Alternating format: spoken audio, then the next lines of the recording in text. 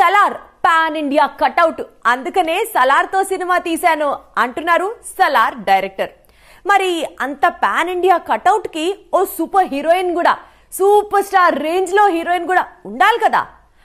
ఇంతకీ అసలు ఆ సినిమాలో హీరోయిన్ తో ఉన్న రొమాన్సింగ్ సీన్సే కనిపించట్లేదు. అసలు ఆ సినిమాలో శృతి హాసన్ ఉన్నట్టా లేనట్టా?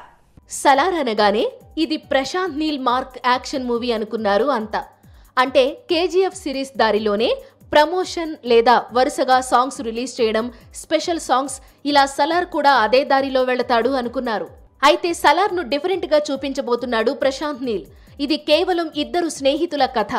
సో కాస్తో కూస్తో బ్రోమాన్స్ ఉంటుంది తప్పితే రొమాన్స్ ఉండదు అంటున్నాడు ప్రశాంత్. అంతేకాదు, కథకు అడ్డంగా ఉందని ప్రభాస్, శృతి హాసన్ కు మధ్య వచ్చే స్పెషల్ సాంగ్ ను సైతం కట్ చేశాడట ప్రశాంత్ నీల్. ఇక సలార్ లో అనవసరమైన ఎలివేషన్స్ అసలే ఉండవట. స్టోరీకి తగ్గట్లుగానే పాత్రలు బిహేవ్ చేస్తాయట. ఏది ఏమైనా ఈసారి పక్కా స్టోరీని మాత్రమే నెరేట్ చేస్తానంటున్నాడు ప్రశాంత్. అంతేకాదు, కేజీఎఫ్ యూనివర్స్ తో సలార్ కు ఎలాంటి సంబంధం లేదని, కేజీఎఫ్ స్టోరీ 1980 నేపథ్యంలో సాగుతుందని, సలార్ ప్రెజెంట్ స్టోరీ అని చెప్పాడు ప్రశాంత్. అయితే యూనివర్స్ క్రియేట్ చేయడం తన వల్ల కాదని ప్రశాంత్ అంటున్నాడు. ఒకవేళ యూనివర్స్ క్రియేట్ చేయాల్సి వస్తే హాలీవుడ్ లో వచ్చే అవెంజర్స్ రేంజ్ లో ఉండాలి అంటున్నాడు.